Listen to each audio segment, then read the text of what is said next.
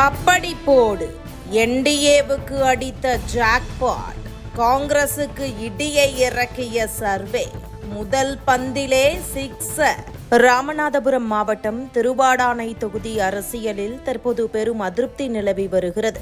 2021 சட்டமன்ற தேர்தலில் காங்கிரஸ் கட்சியின் வேட்பாளராக போட்டியிட்டு வெற்றி பெற்ற எம்எல்ஏ கருமாணிக்கம் வெற்றி பெற்ற பிறகு தொகுதி மக்களை சரியாக சந்திக்கவே இல்லை என்ற குற்றச்சாட்டு மக்களிடையே அதிகமாக எழுந்து வருகிறது. மக்கள் பிரச்சினைகளை கேட்பது, வளர்ச்சி பணிகளை முன்னெடுப்பது போன்ற பொறுப்புகளை விட அதிகாரத்தை தக்க வைத்துக் கொள்வதும் குடும்பத்திற்கு சொத்து சேர்ப்பதுமே இவரின் முக்கிய நோக்கம் என்ற குற்றச்சாட்டும் பரவி வருகிறது. பண்ணையார் குடும்பத்தைச் சேர்ந்த இவரது குடும்பம் இன்னும் அதே பழைய பண்ணையார் மனநிலையிலேயே நடந்து கொள்கிறது என்று தொகுதி மக்கள் குற்றம் சாட்டுகின்றனர்.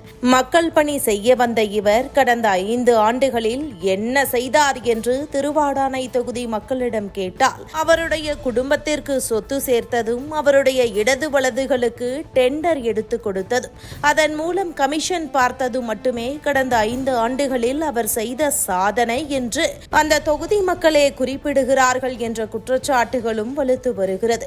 இதனால் திருவாடானை மக்களிடையே கடும் அதிருப்தி உருவாகி வருகிற 2026 சட்டமன்ற தேர்தலில் கருமாணிக்கத்தை தோற்கடிக்க வேண்டும் என்ற மனநிலை அதிகரித்து வருகிறது. அதிலும் ஆச்சரியமான விஷயம் என்னவென்றால், அவருடைய சொந்த கட்சி நிர்வாகிகளே இப்போது அவருக்கு எதிராக போர்க்கொடி தூக்க ஆரம்பித்து விட்டார்கள். கருமாணிக்கம் மீண்டும் திருவாடானையில் போட்டியிட்டால் நிச்சயம் தோல்வியடைவார் என்ற கருத்து காங்கிரஸ் கட்சியிலேயே வலுத்து வருகிறது. மறுபுறம் எதிர்க்கட்சியான அதிமுக வட்டாரங்களில் கருமாணிக்கமே மீண்டும் திருவாடானை தொகுதியில் களமிறங்க வேண்டும் என்ற எண்ணமே அதிகமாக உள்ளது. காரணம், அவர் மீண்டும் போட்டியிட்டால் வெற்றி பெறுவது எளிதாகிவிடும் என்ற நம்பிக்கையே. இந்த நிலையில் திருவாடானை தொகுதி அரசியல் சூழல் நாளுக்கு நாள் பரபரப்பாக மாறி வருகிறது. வரும் 2026 சட்டமன்ற தேர்தலில் இந்த அதிருப்தி எந்த முடிவை உருவாக்கப் போகிறது என்பதுதான் இப்போது அனைவரும் கவனித்து பார்க்கும் முக்கியமான கேள்வியாகவும் உள்ளது.